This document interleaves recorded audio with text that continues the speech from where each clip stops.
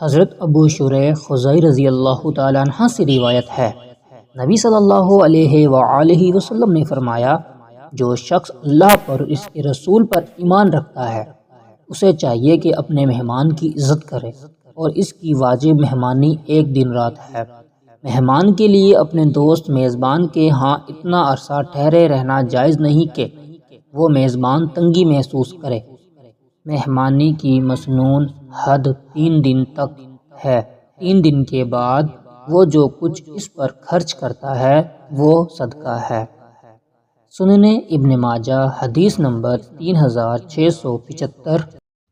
حضرت عقبہ بن عامر جوہنی رضی اللہ تعالیٰ عنہ سے روایت ہے، انہوں نے فرمایا، ہم نے اللہ کے رسول صلی اللہ علیہ وآلہ وسلم سے عرض کیا، آپ ہمیں سرکاری امور کے انجام دہی کے لیے بھیجتے ہیں، کچھ لوگوں کے پاس ہم ٹھہرتے ہیں تو وہ ہماری مہمانی نہیں کرتے، اس بارے میں آپ کیا فرماتے ہیں؟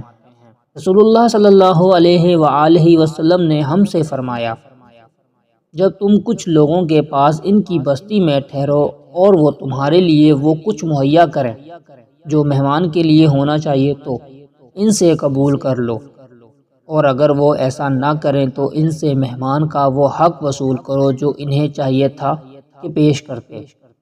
سنن ابن ماجہ حدیث نمبر 3676۔ حضرت ابو کریمہ مقدم بن مات یقرب رضی اللہ تعالیٰ عنہ سے روایت ہے، رسول اللہ صلی اللہ علیہ وآلہ وسلم نے فرمایا، مہمان کی ایک رات مہمان نوازی کرنا واجب ہے۔ اگر مہمان صبح تک اس کے گھر رہا اور اس نے مہمانی نہ کی تو یہ اس صاحب خانہ پر قرض ہے۔ مہمان چاہے تو اس کا مطالبہ کر کے وصول کر لے، چاہے تو چھوڑ دے۔ سنن ابن ماجہ حدیث نمبر 3677۔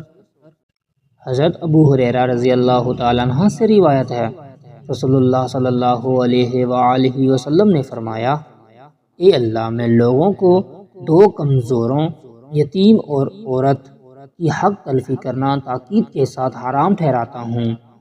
سنن ابن ماجہ حدیث نمبر 3678۔